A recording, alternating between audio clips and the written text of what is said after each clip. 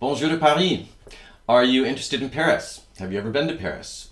Do you like suspenseful literary novels? Two unrelated questions, except that I'm going to be talking about both today with author David Downie, who lives in Paris and has written a new novel that takes place in the Pacific Northwest. I will be talking to David about Paris, about his new novel, and much more. So don't go anywhere. Matthew Felix on Air starts now.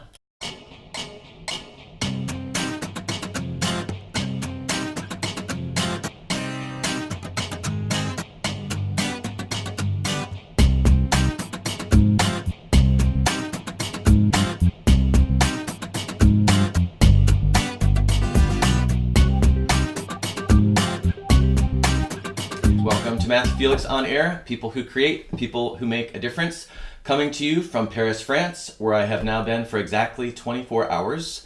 I'm obviously not in prime condition to do a show, but I'm actually feeling more or less okay.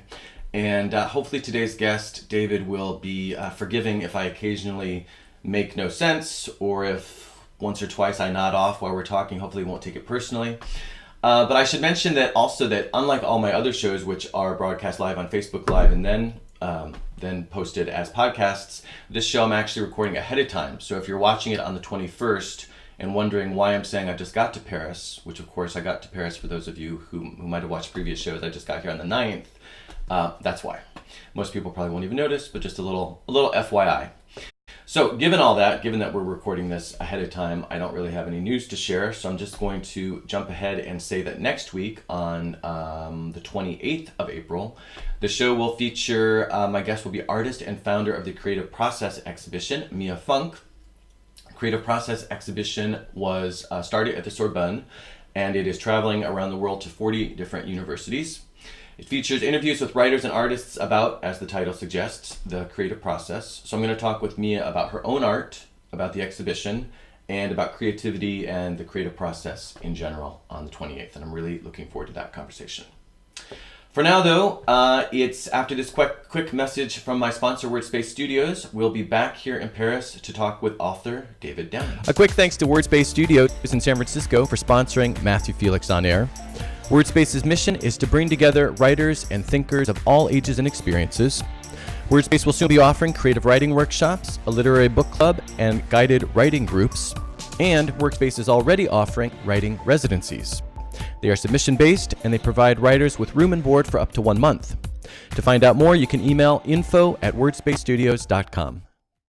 Native San Franciscan David Downie has called Paris home since 1986. He has written for over 50 publications worldwide, including Bon Appétit, Los Angeles Times, Town & Country Travel, the San Francisco Chronicle, Epicurious.com, and Salon.com.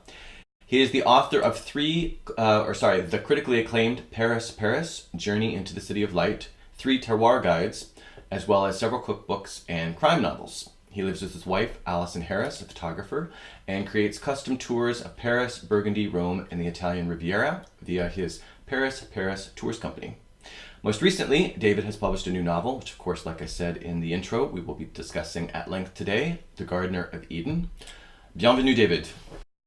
Merci beaucoup. I'm delighted to be here. I am ravi and really appreciate you being here. So in French, do they say David?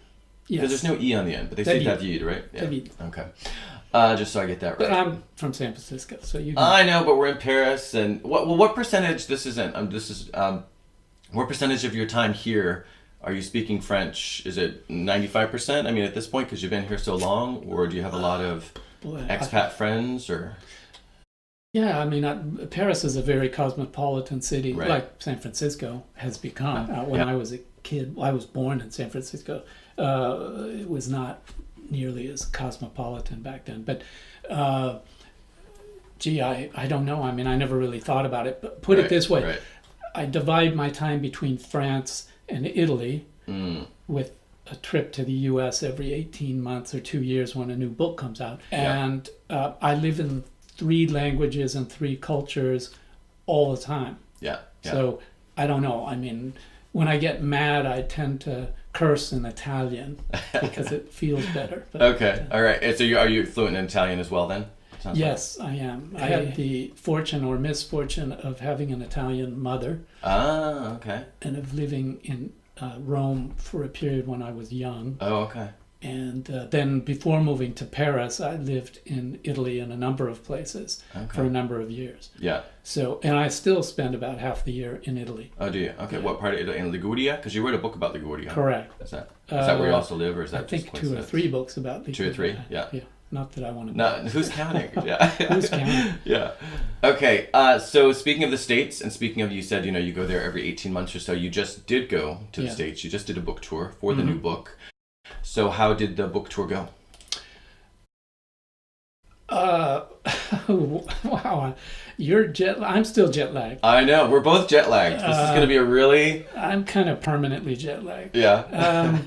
It was great on many levels. On the human level, it was wonderful because I saw family and friends and my agent and my editors at St. Martin's Press and Pegasus, and they're all really great people, and I had a great time. And some of the best independent bookstores in the country, like Book Passage and Politics and Prose, just to cite the two that are well known all over. So in the Ferry Building event in San Francisco, it was packed, and that was very gratifying. Yeah. What I will add is that since I entered my 7th decade a couple of years ago, I find touring a lot more tiring than it used to be. Yeah. And it must be the world. It couldn't be me. It couldn't. I'm pretty sure it's the world. Yeah, I think pretty sure it's the world. Yeah. You almost got stuck on your way back. Oh yeah, we took the cheapo flight back because when you do a multi-city tour, as you know, it can get extremely expensive. So I found these various flights that were very reasonable. One of them being WOW Airlines, the now defunct, from the Washington-Baltimore airport via Keflavik, Reykjavik to Paris, and we were actually the last flight out. And I didn't know. We didn't know. Luckily, we didn't. I don't think anybody knew. No, I don't think. I wonder if the crew. Oh, really? They acted as if something was a little off. Everyone from check-in to all the way through, we kept looking at each other and saying, "Why do you think they're so grumpy? They're not French." Really? So that was a mean dig. But, yeah. The French, they're programmed to be grumpy, but the Icelanders generally, in my experience, have always been very polite and positive type people. Right. So we were kind of surprised. Yeah. I'm very sorry that they went under because 1,000 people have lost their jobs. Right. However, I have to say that the seat. I saw this on your post. Oh my God. The seat was from Baltimore to Reykjavik was the most uncomfortable seat I have ever been in. I was in pain. I had to sit on my neck cushion, and it was painful. So, I think they had some serious problems from the tires and the seats on up. I wish them well. I hope they can somehow come back, but they need to change their seat. Okay, well, at least you got a seat, but I'm sorry that's the one you ended up in. Was it just as unbearable for your wife? So it wasn't like you just got a bad seat. She got a really bad seat too. Yeah. All right. Well, we'll see what happens with WoW. See if they're able to make a comeback. But speaking of the States, I'm just curious because now, like you said, you've been here, or I said, one of us said, you've been here since 86? Is that what I said? 83? No. 80-something? Well, I first visited in 1976. Yeah.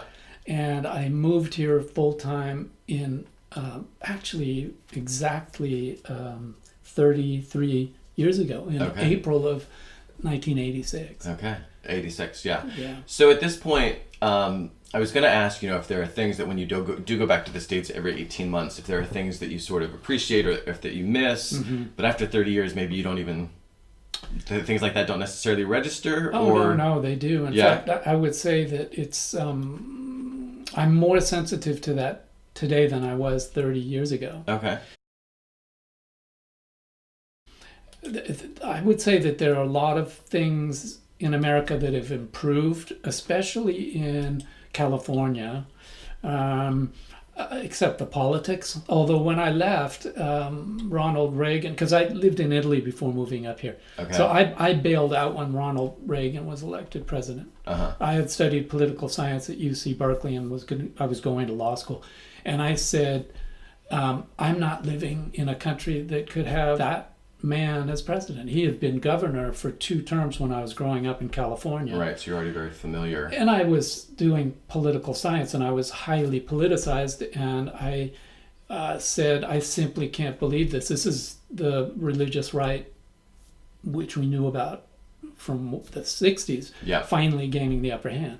So I that was one of the negatives why I left the United States. And then it's gone up and down, right? We had some very good years, and we had the Obama years, and now we've got Trump, and we better not start talking about Trump because I will have a conniption fit. Let's not start talking about Trump. No, we will not talk about Trump. But the coffee everywhere in America used to be undrinkable. It was hogwash. The coffee in America, by and large, is better than it is here now. Because now we have all the boutique, or whatnot, boutique's the wrong word, but all the specialty coffees. Exactly. Whereas it doesn't seem like that's caught on over here yet. Unfortunately, French coffee has gone downhill. You see, the funny thing is that when I moved here 33 years ago, there were lots of things in Paris that were absolutely great that you did not find anywhere else.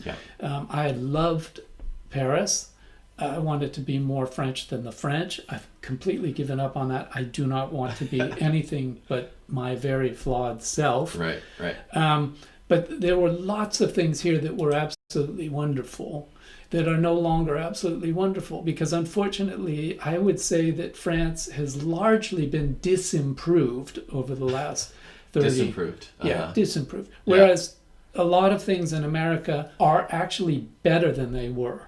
I know my American friends kind of hang their heads when they hear that, because everyone wants to hear that Paris is fabulous and France is wonderful. Well, yeah, but if you're a tourist, or if you're staying on the surface, it's great. If you scratch down below the surface, there are lots and lots of problems. Just bear in mind, revolutions don't come from nowhere. They always come from somewhere.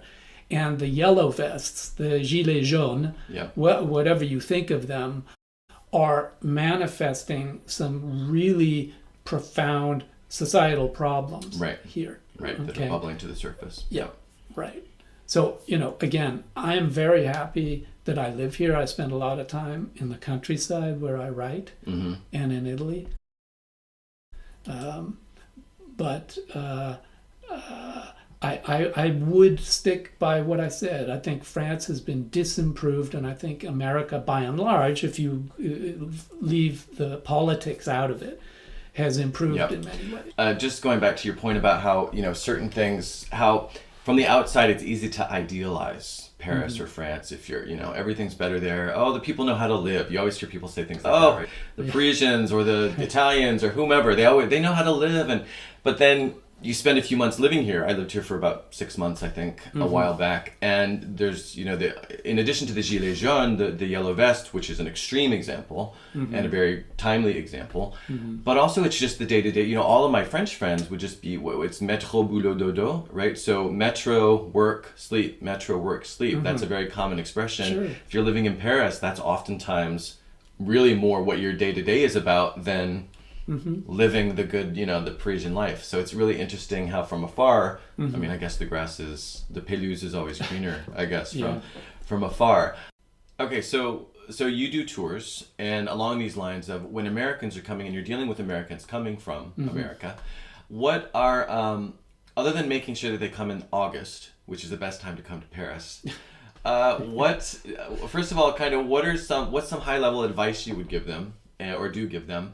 And then 3 questions really, just to kind of overwhelm you, since again we're both jet lagged. And what's the best, or the how did I say this? What's the most overrated site in Paris, and what's the most underrated site in Paris, if any come to mind? So first off, high level advice, then overrated and underrated.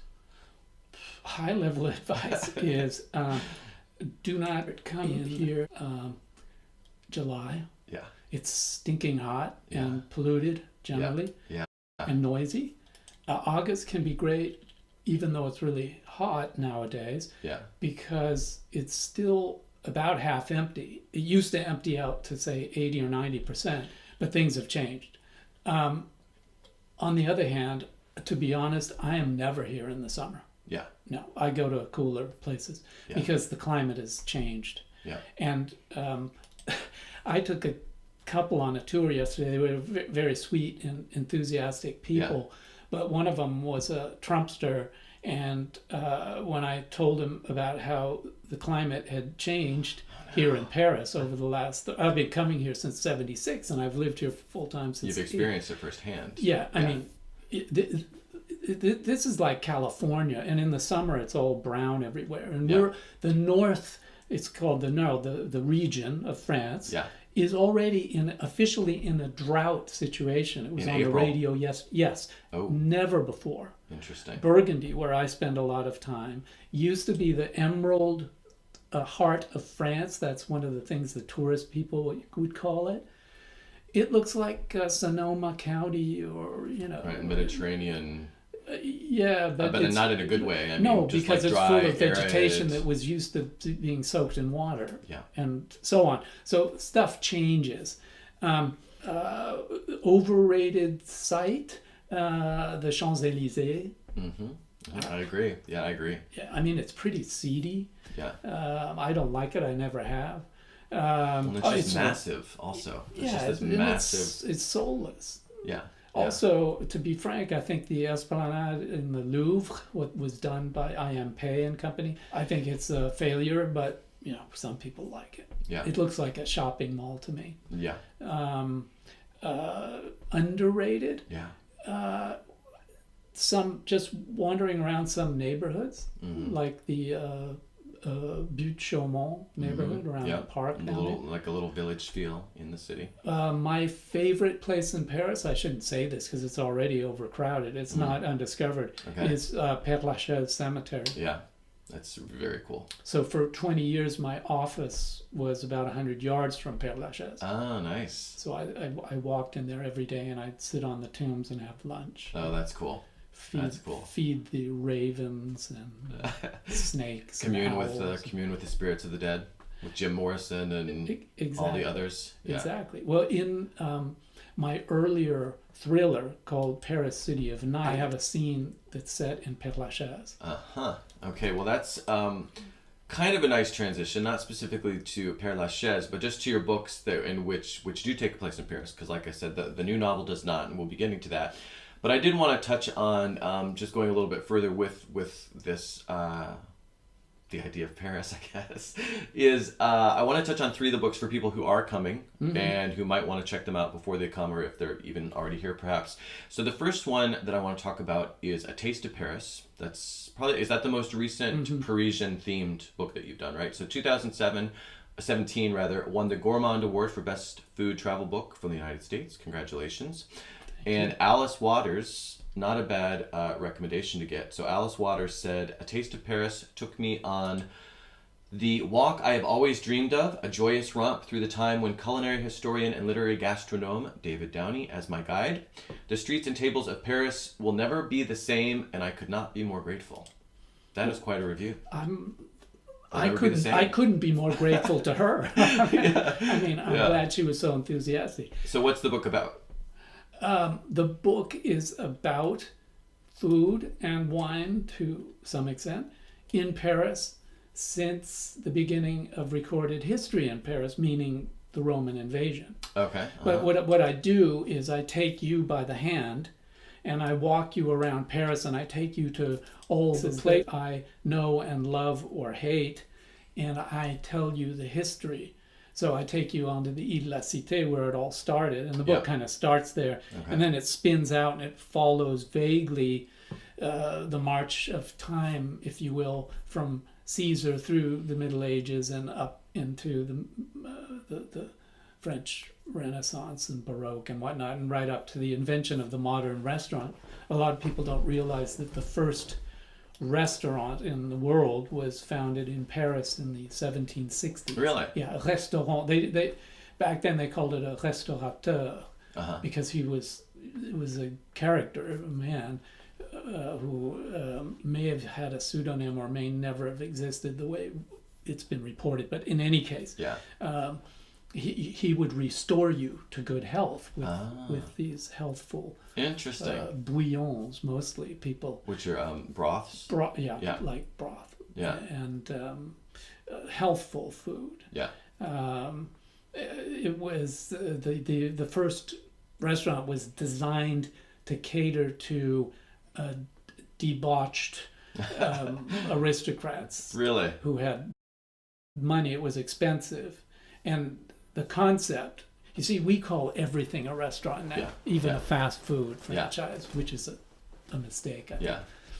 But in any case, back then, a restaurant, a restaurant, was something very specific. It meant that you went into the establishment and you sat at your own table and you got served by a waiter and you had a carte, a menu, and you would choose dishes from it. Each dish had a price by it. Mm-hmm. So you knew what you were going to eat, how much it was going to cost. You were seated alone and you had a waiter. Yeah. Okay. The idea was to serve people who had the means as if they were in an aristocratic household. I see. Because before that, everywhere you went, you sat at common tables. Oh, okay. Mm-hmm. And you got what was... Oh, that really was a novelty. Absolute novelty. Yeah. Did you try the recipe for, speaking of aristocracy and serving or catering to them, did you try the recipe for roasted peacock and swan? Oh. Roast peacock and roast swan from the 14th century chef Taillevent. Yeah. I like pecans and swans too much to want to eat them. Okay. Of course, I love pigs and all kinds of animals too. And you eat them, but not the peacock. It seems it'd be hard to eat a peacock. Yeah, it'd be really hard to catch one and kill it and roast it. Yeah. I mean, they're pretty vicious. I bet they are. And swans are vicious too, actually. They can be vicious. Absolutely. Swans and geese. Yeah, swans and geese. You know, the ancient Romans used them as we use guard dogs. Oh, seriously? Oh, yeah. Interesting. And in fact, it was the geese on the Capitoline Hill that saved Rome from the invasion, one of the many famous invasions of these Gallic barbarians, the Gauls, as in the French. Yeah. Who weren't French at the time because they originated in what are now the steppes of Russia and moved west and were in Italy for many, many centuries. They were generally mercenaries used by the Romans, but in this particular instance, they were creeping up on Rome and trying to take the city. But the geese wouldn't have it. The geese wouldn't have it. Don't underestimate the geese, people. Okay, who knew? Other than him and anyone who knows a little bit of history. That's where we get getting your goose, right? Oh, is that what it's related to that fact that they're... No. I think that's a different one. That's a bad pun. We'll have to look at that, yeah. Okay. Take a gander at it. Oh, sorry. ouch. Sorry. Ooh, sorry. That was really good, though, actually. Okay, A Passion for Paris. Let's move on to the second book here. Romanticism and Romance in the City of Light. This was your quest, according to something I read somewhere. I don't know if this is from the actual book or this is from an interview you did, because usually I have the citation. I didn't put it here. So anyway, this is a quote from somewhere that says it's about David Downie's irreverent quest to uncover why Paris is the world's most romantic city and has been for over 150 years. So my question to you, of course, is, were you able to figure that out? And if so, why is it? Ooh. That page. Without a total spoiler, because the whole book's about that. Yeah, that book, I think that book was like 300 pages long. I don't know if I can't sum it give up. it to you in a nutshell. But I would say something, again, maybe surprising and controversial. Oh, good. I think the reason that Paris is such a romantic city is because it's a sad city. Because fundamentally, the French as a nation, if you can generalize, and they're constantly generalizing about everyone in the world, especially Americans. So occasionally I allow myself to say, turn the tables. Yeah, they're deep into melancholy. In that book, I talk about the joie de tristesse. They're always going on about joie de vivre. Yeah. I don't see a lot of joie de vivre, not in Paris. Yeah. Among teenagers, because they're hormonal, and tourists and visitors, and people who haven't been here long enough to get caught up in the red tape or whatever it is. But the French, by and large, are pretty melancholy people. Interesting. They're super stressed. It's an extraordinarily competitive. People don't realize that on the outside. Yeah. There is this kind of wistfulness and longing, and you wed that to the fact that Paris is an ancient city. It was here when Caesar arrived in 52 BC. Now, there's nothing left of that particular city. There's some Roman things left here, but it's a very old place. And like Rome, if you start digging down, especially in some neighborhoods, you'll find lots of layers. And the people are a bit like that. So I think that the romantic feel comes from the fact that so much of it is very, very old. There are narrow streets. Some of them are still kind of winding streets. They're dark. It's like your little courtyard out here is kind of romantic in a working class, roughshod way, I guess. But it's sort of I don't know. This has more of a 19th century feel, but there are lots of wonderful places that kind of exude romance and romanticism. Now, Père Lachaise, which is my favorite place in town, is one of those places. Because you have this sense of history and of the fact that you're just one little part of this huge story that started way before you and it's going to keep going after you. The French have that. The Chinese have that. You were in Turkey, the Turks. All of these old civilizations.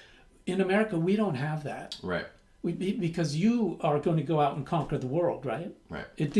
Nothing that came before you really mattered. Right. What matters is going forward. In France, I call it a Janus civilization. Janus, the god of beginnings and ends, that has, he has two heads, facing each direction. Exactly. Right. And the French are like that. Yeah, interesting. Yeah, I think that it's interesting that you would tie, you being general you, not specifically you just now, but the melancholy to romance. But I think that absolutely makes sense. But and that sense of history. People don't write great poetry. Yeah. Generally. Okay, so let's talk about probably your most famous book about Paris, which is, let me just make sure I get this right. Paris, Journey into the City of Light. The research that I did said it's in its 10th or 11th printing, that is at least in a second edition. I don't know if that's still where it is. But point being, this book has done really well for you. And so can you give us a quick overview of what that one is about? It's kind of about everything. It's an omnibus. That's why it's done so well. It's about everything. Yeah, probably. It's a brief history of everything in Paris. Yeah.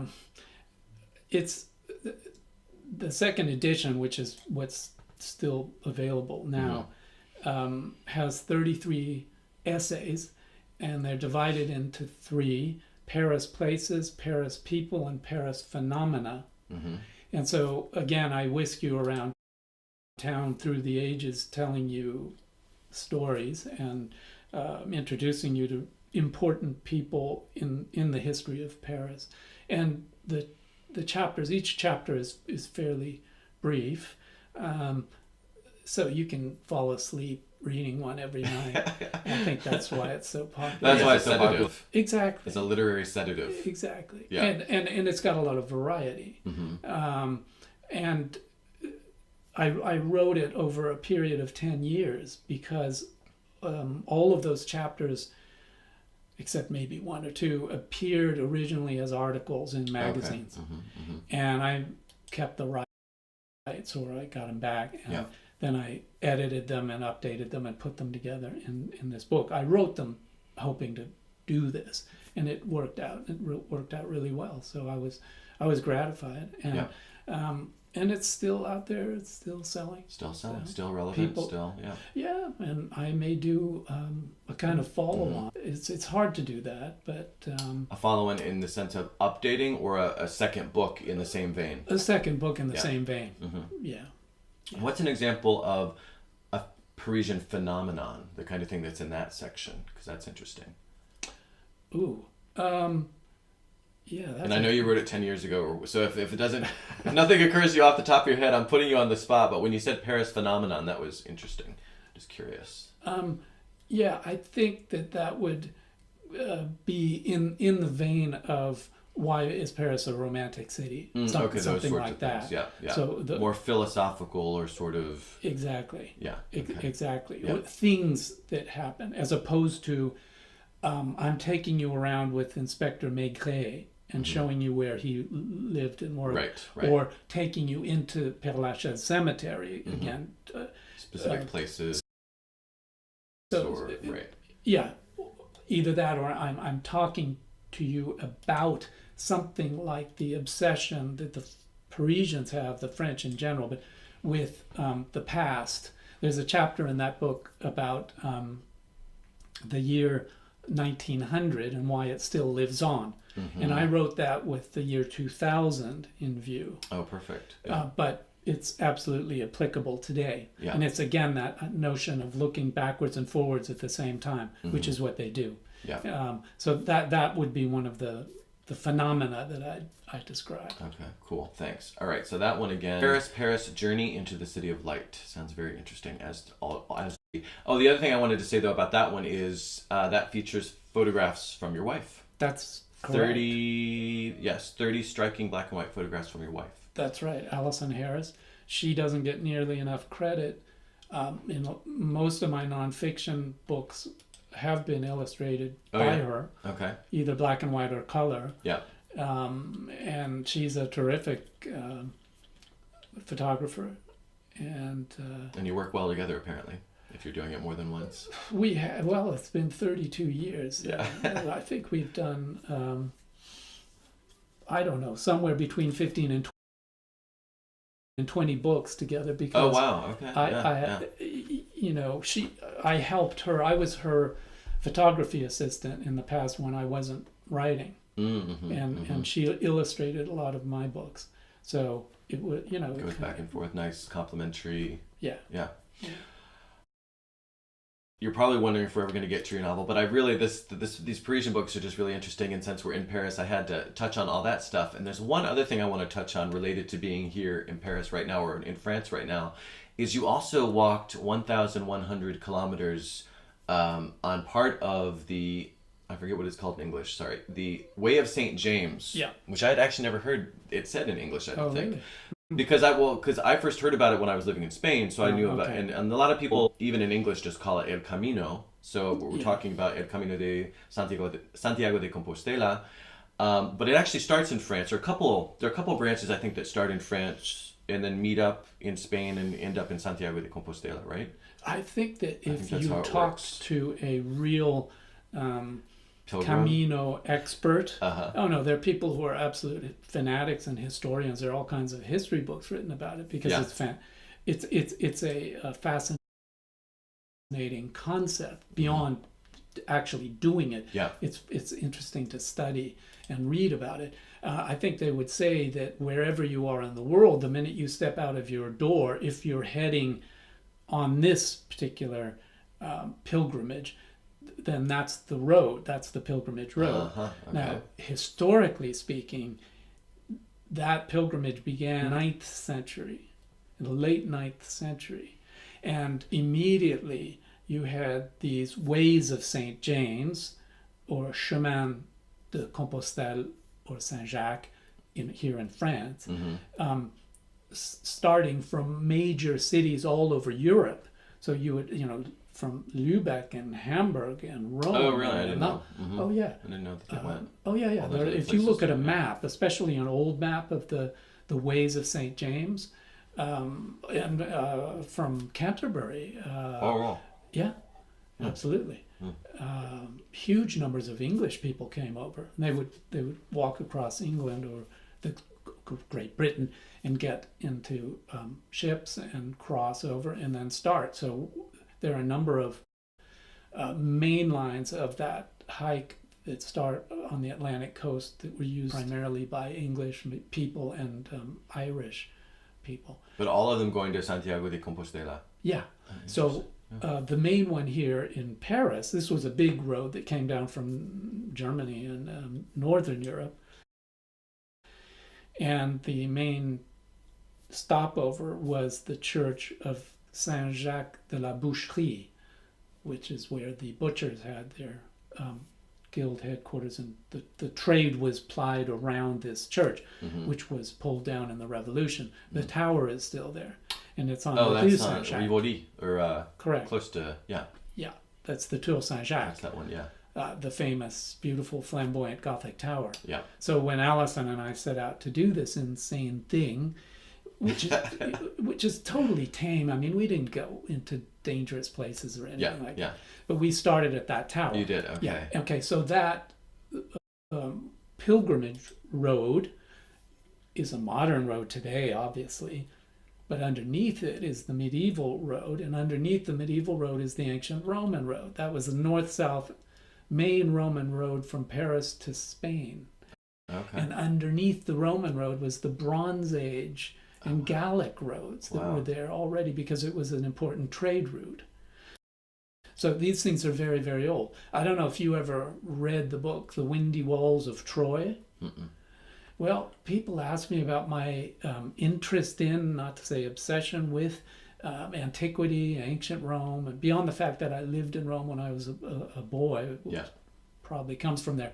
I also read The Windy Walls of Troy when I was 12 or 13 years old, and I wanted to become an archaeologist. Mm-hmm. And I've always been fascinated by the millefeuille effect. It's a layer cake. The world, and Europe in particular, is a layer cake. Every time you dig, there's something, And it's just fascinating. Yeah, so here's what happens when you get older. Okay. You're a lot younger than I am. I'm not ancient, but, I'm a senior now. I told you I live in three languages at once all the time. I also live in many places in time in the past. And I don't do it on purpose. It's just happened. But when you know the history of places, it enriches your life, because you live in these different times, and you're walking down the street and you know that Louis XIV rode down here when he got married, and from that balcony, which is still there, that woman looked down, and she had ushered him into the mysteries of sex when he was 16 years old, and so on and so forth. So you're walking down the street, a modern street where people are licking ice cream cones and goggling at the tourist attractions and everything. But for you, you know that street is where that happened. And on top of it, that's the ancient Roman east-west artery on the right bank. Right. And so, you're feeling Caesar rumbling by in his chariot. Right. At the same time with Louis XIV and so on. And it's wonderful. I love it. I'm probably going mad as a consequence of all of this. But it really seems like a healthy sort of madness, if that's the case. We can talk about that more offline. But you said you were a skeptic. So the subtitle to the book is, I never said this. Paris to the Pyrenees, a skeptic pilgrim walks the way of St. James. What's the skepticism part? Religious skepticism. Okay, religious skepticism. And skepticism in general. Political skepticism, boy, oh boy. Yeah, I'd be skeptical about 1,100. Was there any skepticism about that? Well, it may only have been 1,096. You should be skeptical. My feet hurt even thinking about it. Well, two things. Yeah. I am so skeptical that I'm skeptical of skepticism. There you go. Okay? Yeah. You unfold that one. The other one is that, walking was, I walk all the time. I'm a walkaholic, always have been. Luckily, I married a woman who's also a walkaholic. Yeah. So, as I said on one of my book tours back then, because that book was actually a bestseller and did really well. Yeah. So I did two book tours, one for the hardback and one that came out in paperback.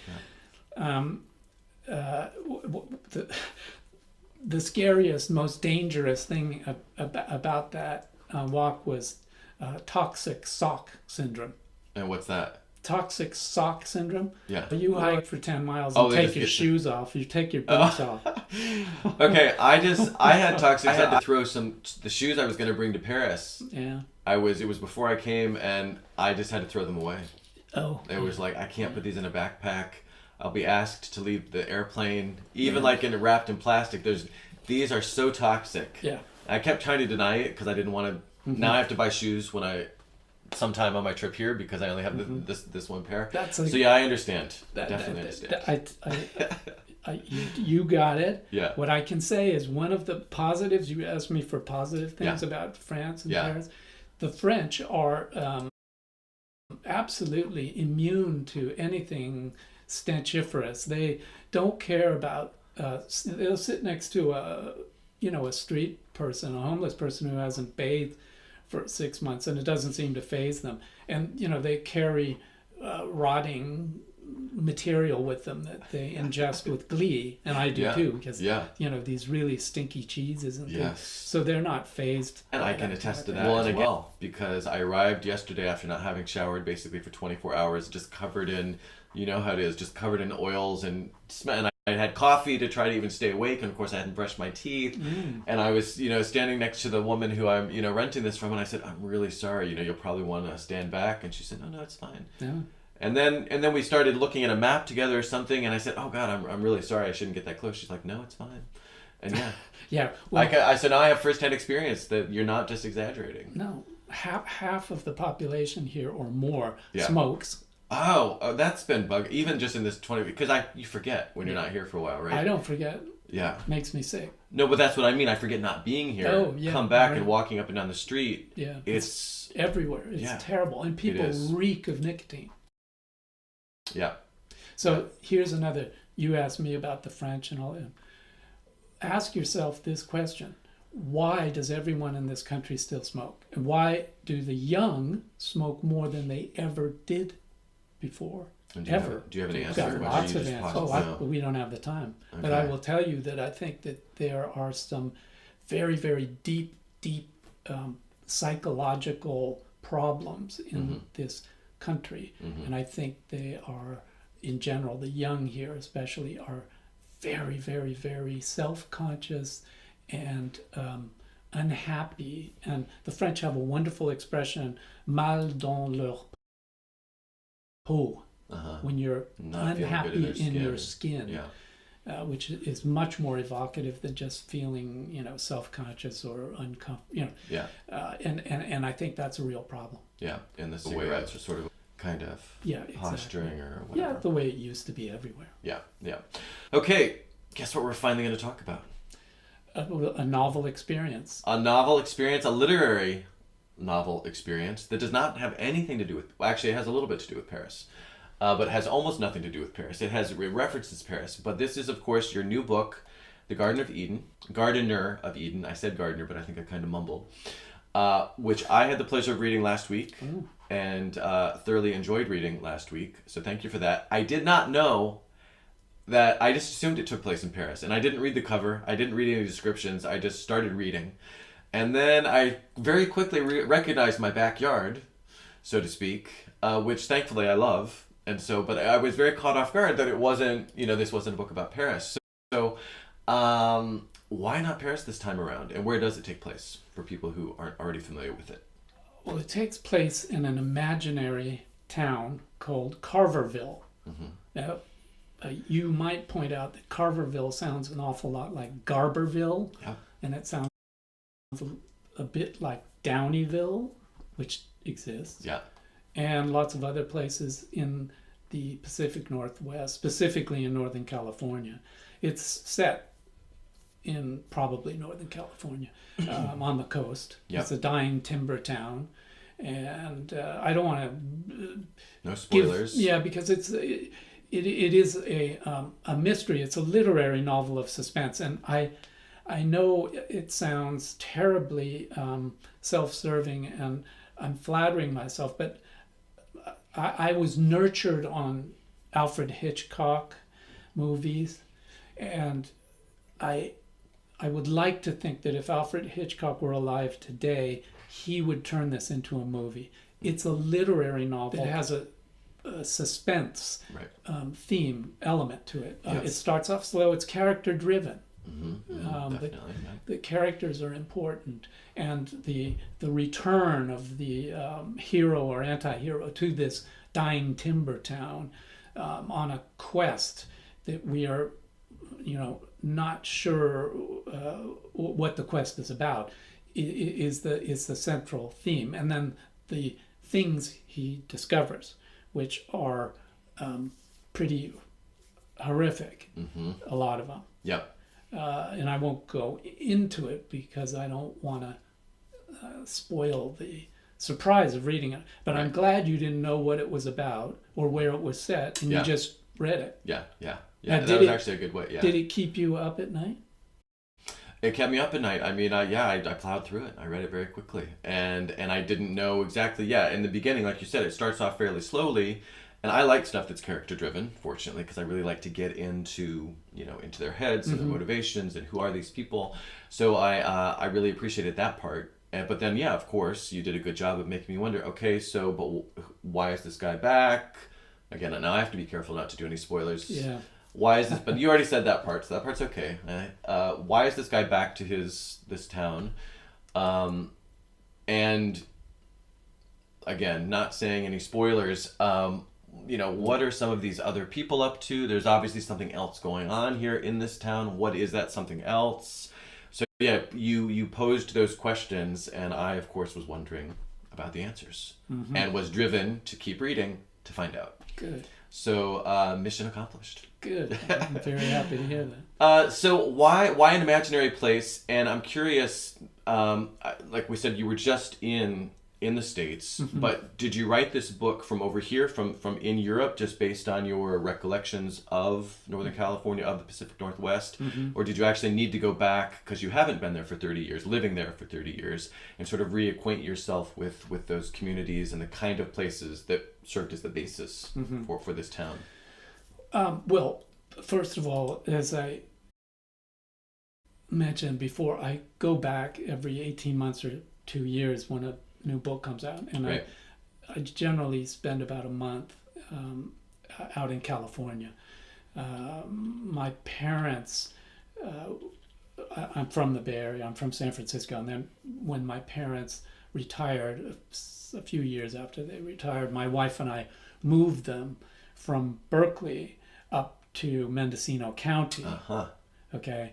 So we then would stay with them for 2 or 3 weeks every time we came out in Mendocino County, and did a lot of exploring up there. I also used to write for a lot of magazines and newspapers, and in 1990, I think it was, I got an assignment from the Observer of London, the great newspaper and magazine. It was for the Observer magazine, to do a story on Mississippi summer in the California Redwoods, which was this protest movement to try and save the last old-growth redwoods in Mendocino and Humboldt counties from being cut down by Louisiana Pacific and Georgia Pacific. So I interviewed lots of people on both sides, and Alison took these terrific and horrific photos of some of the brutality that was going on. I mean, really ugly, scary stuff.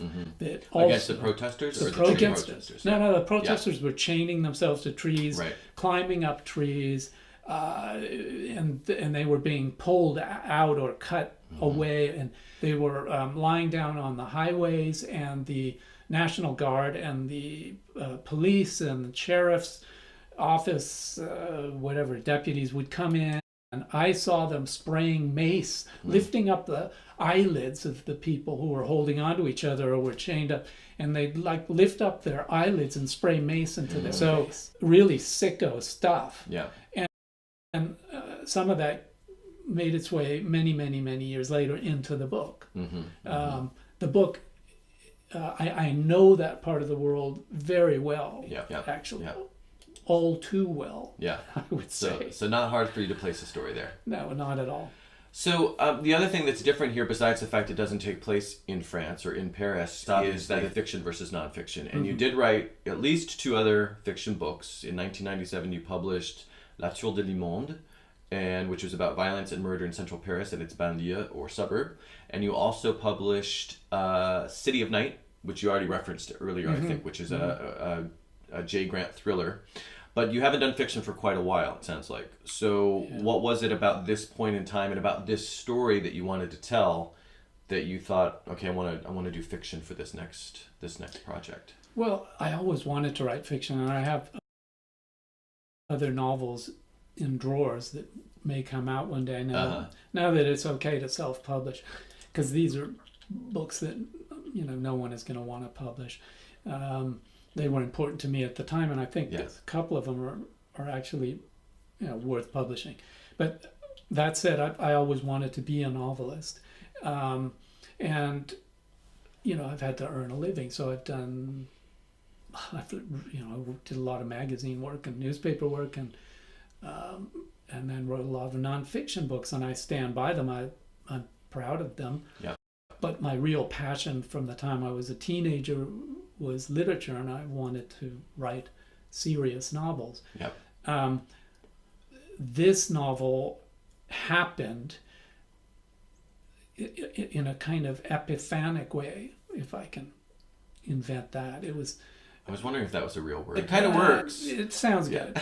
Anyway, we're gonna let you use that. Yeah, go ahead. Okay. Yeah. So these themes were in my head for many years, and I kept trying to write this book. Mm-hmm. The first iteration of it was called Wasted Lives, because of in the book you'll see there's a story about toxic waste dumping in these beautiful forests, which is unfortunately true. The next title was just Carverville, which is the name of the town, and that came to me decades ago for some reason. I don't know where it came from. But anyway, I couldn't do it. For some reason, the elements didn't come together. Yeah. And then I was having dinner with an old friend in Italy.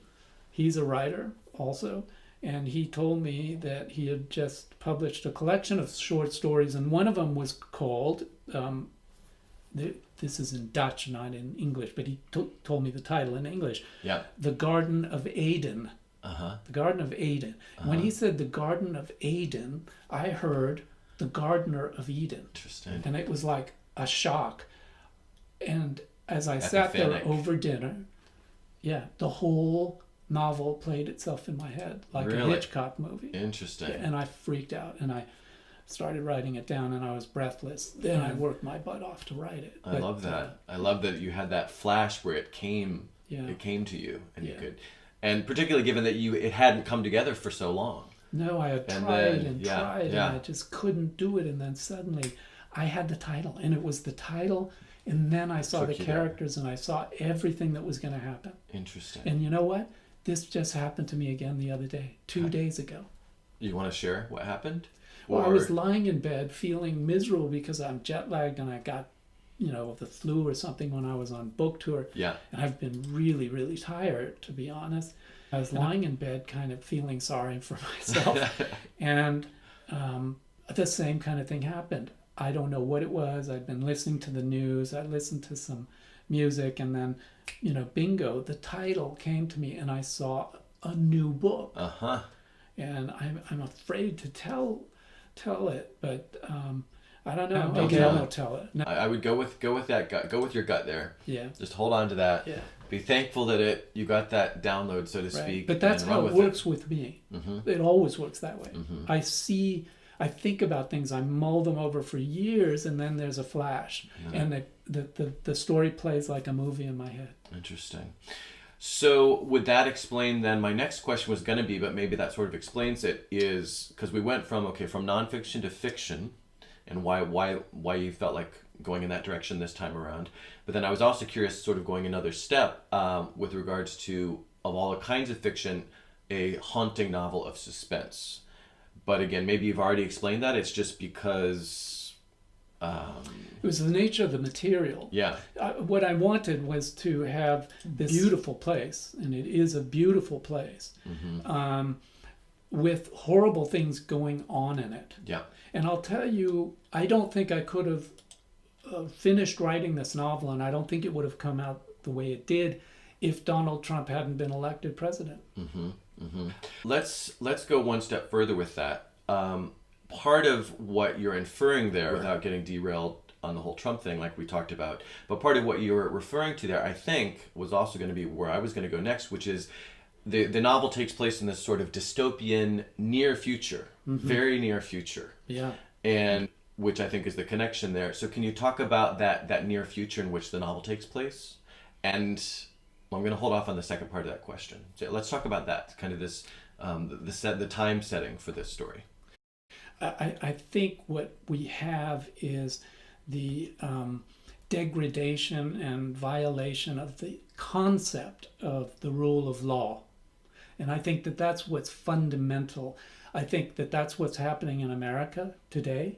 Whether you're a Republican or a Democrat or an independent, you should be absolutely shocked and up in arms because we have a thug and a criminal and a traitor in the Oval Office. He is, beyond the fact that he's a pathological liar, and now he gets his little minions to say liar, liar, pants on fire about someone else who's finally blowing the whistle on him. I mean, it is absolutely grotesque. Yeah. I think that this dystopian future, which is not a future anymore, it is today, is the breakdown of civility and the rule of law, the concept of law. We are equal before the law. We believe in representative democracy. We believe in institutions. We believe in the Constitution. We used to. We have a man in charge surrounded by a bunch of monkeys who are absolutely treasonous and sellouts who do not believe in these things. They simply don't. Yeah. Now, I don't have personal proof that the man is a mafioso. I think that I'm not the only one who suspects it. But yeah, I think that that is the world that we have created. And if you've ever had to deal with the mafia, either on a high level or a low level, you will recognize the techniques. And, I think America could potentially become a very scary place. It is scary on many levels already. But I think that, when Trump and his people start going after intellectuals and locking them up the way Erdogan. I was going to say Turkey. Yeah. I mean, you knew Turkey before Erdogan. I did. Right. The times I went there. Right. Now you open your mouth in Turkey, you could be thrown in jail and tortured and killed. Very scary. Easily. Right. Very easily. It's Yeah. not even something that tens of thousands of people have. Oh, it's going on right Press, now. Same thing in Russia. Yeah. I went to the Soviet Union when it was still the Soviet Union, Mm-hmm. which was sobering, believe me. Because if you ever had any illusions about communism or what they called communism, Right. all you needed to do was visit the Soviet Union to And see the become reality. a real conservative. Right. zone. When I lived in Turkey, 94, 95, they had a woman prime minister. Yeah, it was Right. it was a completely different place. Right. And and she was, again, there's so much to say there, but yeah, to see the direction it's gone.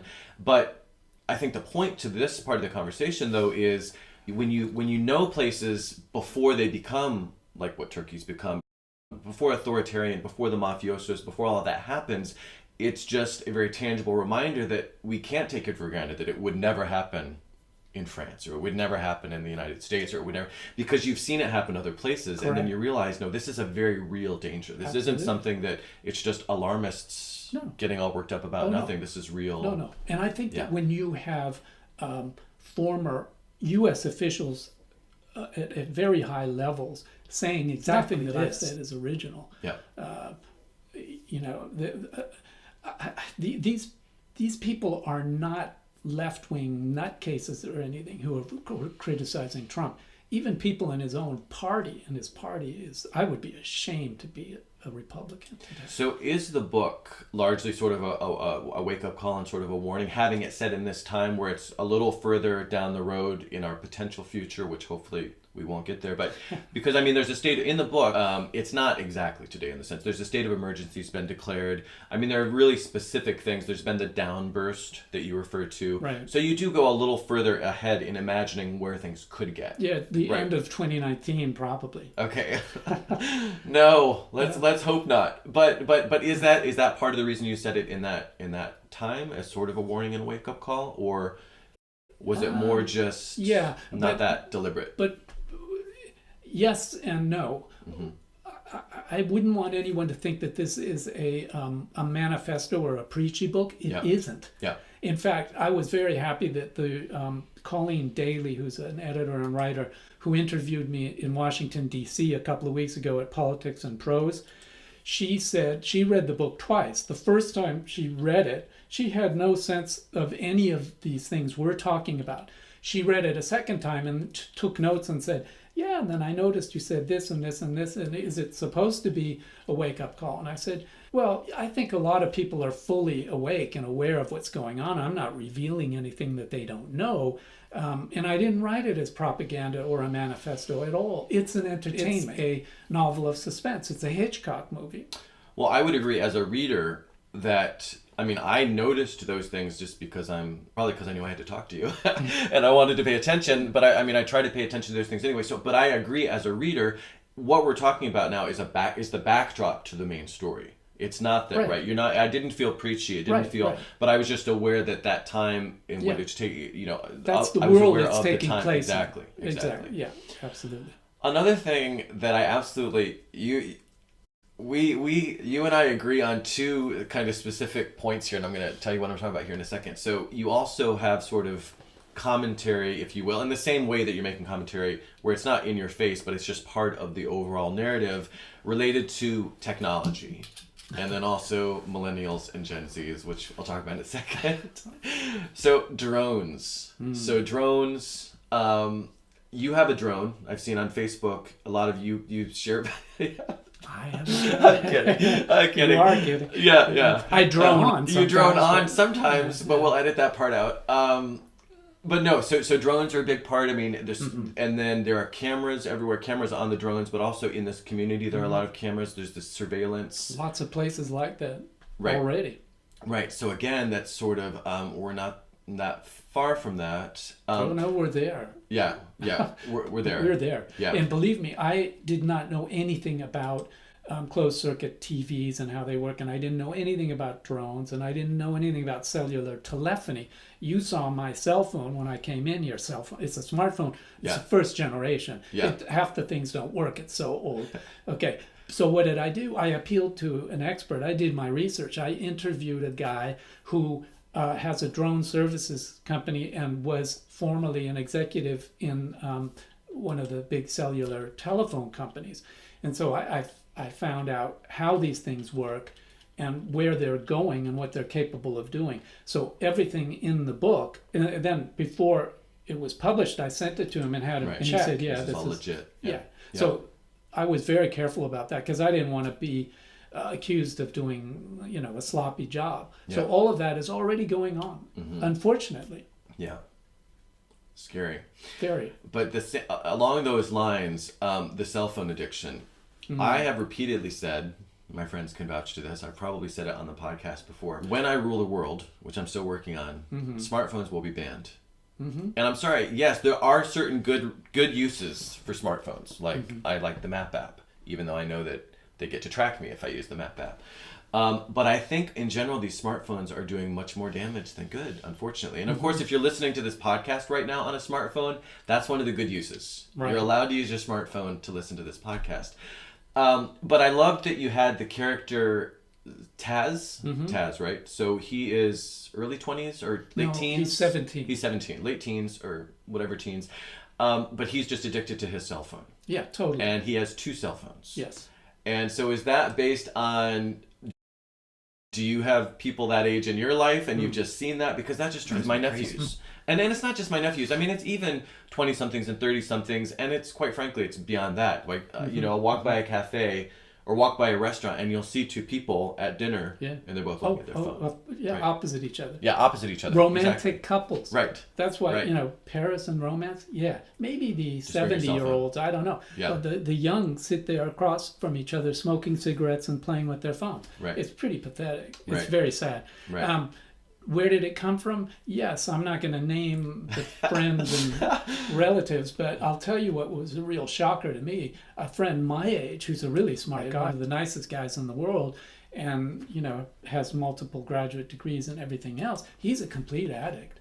And then some of my relatives are like that. I mean, I took some relatives, I won't say anything more because they might hear this or watch. And everywhere we went, I took them all over, Paris, Venice, Rome, Florence, the whole time. They could have just been looking at this. So depressing. And I really believe it is an addiction. Oh, it is. I really there are believe people it's making a lot of money getting people off. So in China, they have camps for that. Yes. Yeah. Oh, and my wife, Alison, she hates that. But neither one of us can stand this. And so she said, we should get into that business. And I said, do you really want to spend time with these people? No, I you don't don't. want to spend time with them. No, I mean, you don't. Yeah, they're useful. They're a tool like everything else. Right. But if you're a couch potato and you watch TV 5 hours a day, that's an addiction. That's a sickness. It's like everything else. Right. Sleep pills are really useful for some people sometimes, and opioids if you've got chronic pain. But look at what happens when you abuse them. And I think the whole smartphone addiction is an abuse of a very useful tool. And I think they did it deliberately, right? Oh, I mean, for sure. articles have come out where Facebook, Twitter, whatever, where they've engaged psychologists, right? The whole like concept, I think, is what I'm thinking about. And I think what I read an article about, which is we have that, whatever the endorphin is, every time we get a like, every time we get some sort of validation online, there's a chemical response. Mm-hmm. And so we get hooked on it. Yeah. And just think of the way the young talk. Everything is like... No, that's my next thing. Yeah, that's the next thing. So the first one was the cell phone addiction. But the second part that I loved is that you concentrated on that. Because particularly in my neighborhood in San Francisco, where every other... I literally...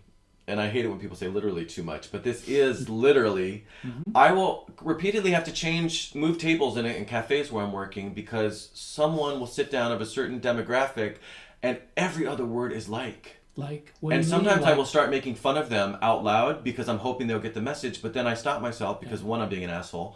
Two is I realize it doesn't register to them. No, they don't. They don't care. They don't hear it. And it sends me. It just drives me insane. So I could talk like that now if. Well, to me, often too, because it's like they're searching like it gives a certain depth. Because they're really cool. They're really reaching they're like for how awesome. to oh my god, how to express this really deep thought that instead is all that comes out. Right. Because they never get to that deep thought. Right. So how do they start their sentences? I've been so it's either so or like. Oh my god. So right now, everything is so...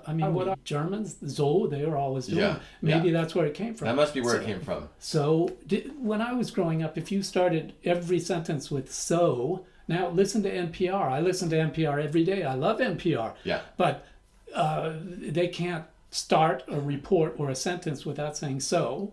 Uh-huh.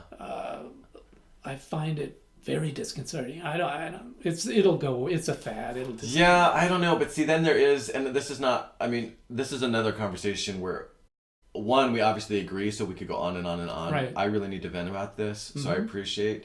You might need to as well. So I don't want to go too much further with this. Otherwise, I'm really gonna have to edit this. But we're supposed to be talking about my novel. So I know. Okay, so let's. I have one more question about your novel. One big question about the novel, which is just about process. And first of all, just because I'm interested in process as a fellow writer. But again, this idea that you've gone from nonfiction back to fiction, that this is a suspense, there's an element of mystery to this. Mm-hmm. So how do you like I said, I recently had Cara Block on talking about mysteries. I've never written a mystery, and this isn't a mystery, but it's suspenseful. Mm-hmm. So from a process standpoint, and you just said, for example, with technology, this is a quick aside, but that again, you had to engage an expert in that. So from a process standpoint, how was this kind of different and interesting for you to take it on? Well, I think that fiction is extremely challenging, constantly challenging. People who have not written a novel have no notion of how hard it is to write a novel and to bring characters to life, which is what I'm interested in. Mm-hmm. The action-driven, plot-driven books that sell 200 million copies. I'd love to sell 200 million copies, don't get me wrong. But I'm not interested in them.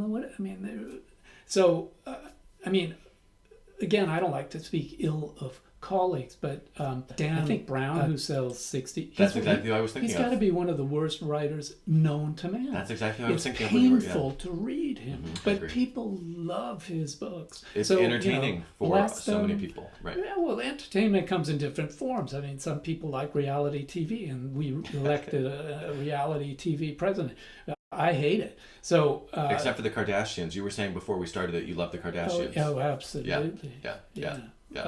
You could go into that because that theft of the jewels here in Paris, I think, was. Oh, that's true. I forgot about the Paris connection. Yeah, it's like. Well, we won't get into that. Okay, we'll talk about that later. Yeah.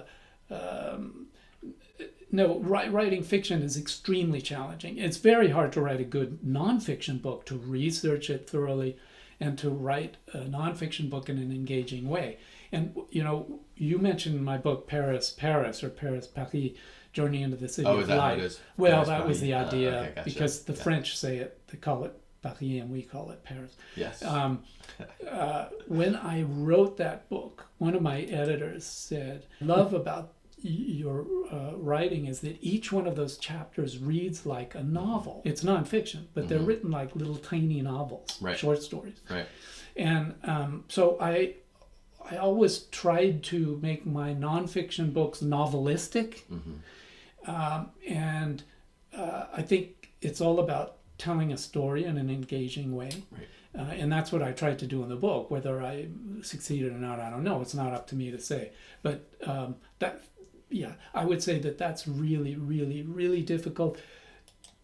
Tell an engaging story, an unput-downable book with really good characters who live on. Yeah.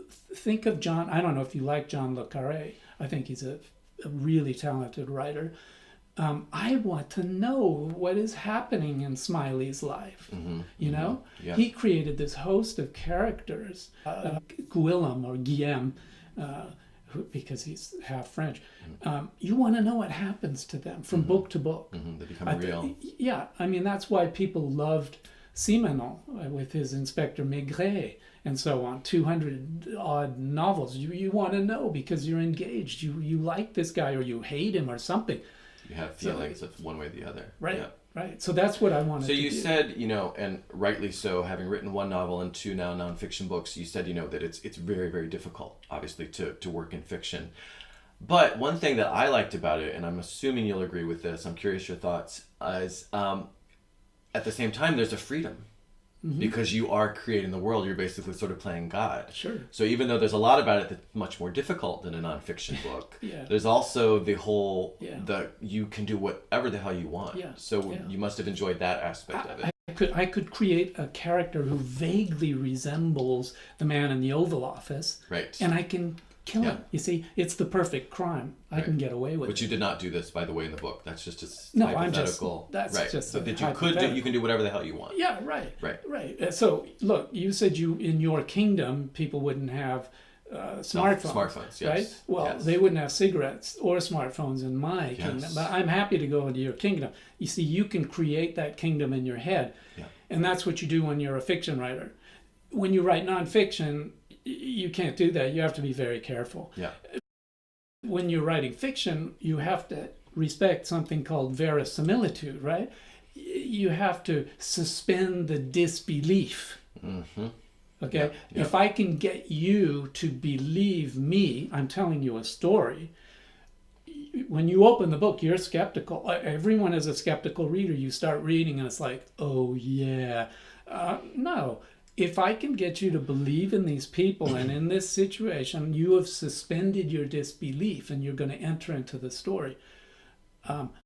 That is the wonderful power of fiction. It is very difficult to achieve, but yes, if at a certain point in the book, my character Beverly, for example, and everyone loves Beverly, decides that she's going to say this or that or do this or that, she can do that. Right. I just have to make the book follow afterwards. And in fact, Beverly was a very, very recalcitrant character because I wanted her to do that. Said, hell no, I'm going to do this, and she would go and do that. Well, because sometimes when they become so real and you get to know them so well, then they do take on lives of their own. Oh, they do, and you're living with them, and then people Right. really think you're insane. Right. I pity my wife. I honestly pity my wife. Uh-huh. I mean, not only does she have to look at this every day, and you age, and I've lost one of my eyes, and the whole thing, but she has to live with a madman.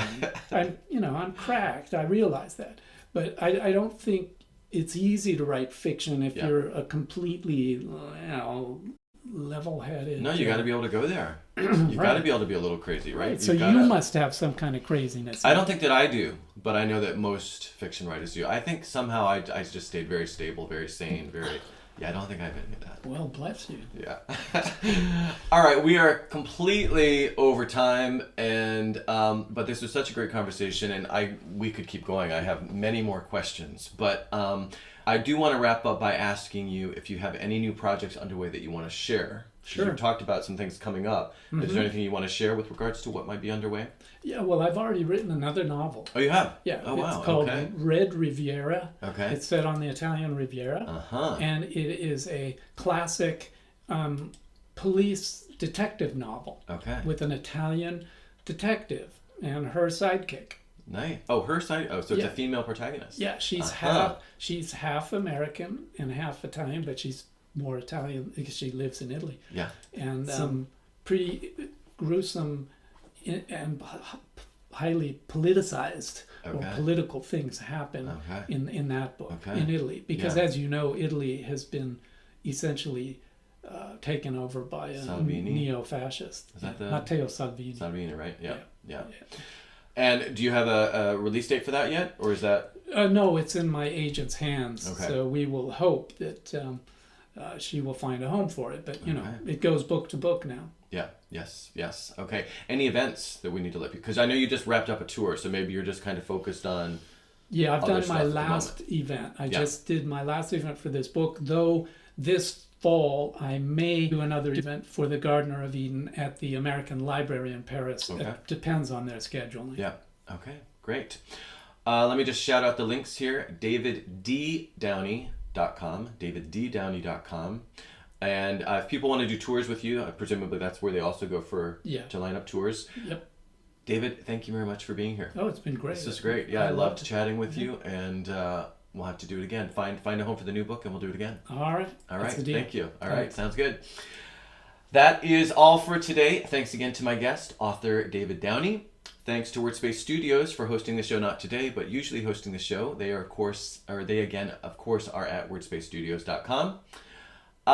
Next week, I'll be talking, like I said at the beginning, with artist and creative process exhibition founder, Mia Funk.